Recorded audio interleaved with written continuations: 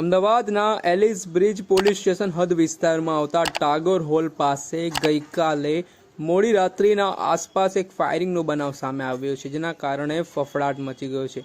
અમદાવાદમાં છેલ્લા થોડાક દિવસથી જેવી રીતે કાયદા વ્યવસ્થાની સ્થિતિ ગુનેગારો આરોપીઓ કથળી રહ્યા છે, તેના કારણે અનેક પ્રકારના સવાલો પણ ઉઠી રહ્યા છે। તે વચ્ચે ગઈકાલે એક જે ફરિયાદી છે પોતાના મિત્ર સાથે દુકાન ઉપર બેઠા હતા, આ દરમિયાન બે અજાણ્યા શખ્સો દ્વારા ફાયરિંગની ઘટનાને અંજામ આપ્યા હોવાની વિગતો સામે આવી છે।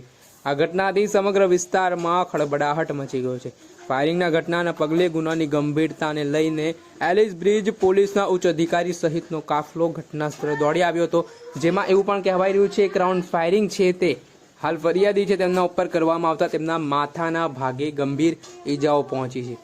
આ ઘટનાના સંદર્ભમાં હાલ ઈજાગ્રસ્ત જે નામ છે ફરિયાદીનું રતનલાલ બધાજી મોદી, તેમને તાત્કાલિક સારવાર માટે સિવિલ હોસ્પિટલ ખાતે ખસેડવામાં આવ્યા છે। હાલ તેમની ત્યાં સારવાર ચાલી રહી છે, પરંતુ હાલ જે પ્રકારની પરિસ્થિતિનું નિર્માણ થયું છે ટાગોર હોલ પાસે જે ફાયરિંગનો બનાવ બન્યો છે તે સંદર્ભમાં હાલ પોલીસે તપાસના ચક્ર ગતિમાન કર્યા છે, જેમાં આસપાસના સીસીટીવી કેમેરાની પણ તપાસ કરવામાં આવી રહી છે અને જે કોઈ પણ આરોપી છે તેમને પકડવા માટેના પ્રયાસો કરવામાં આવી રહ્યા છે। અને પોલીસ તરફથી જે માહિતી મળી રહી છે તે મુજબ બે અજાણ્યા શખ્સો છે તે એક બાઇક ઉપર આવે છે, જેમાં ફરિયાદી મિત્ર સાથે બેઠા હતા અને અચાનક જ તેઓ માથાના ભાગે જે ફરિયાદી છે તેમના ઉપર ફાયરિંગ કરી દે છે અને ત્યાંથી નાસી છૂટે છે।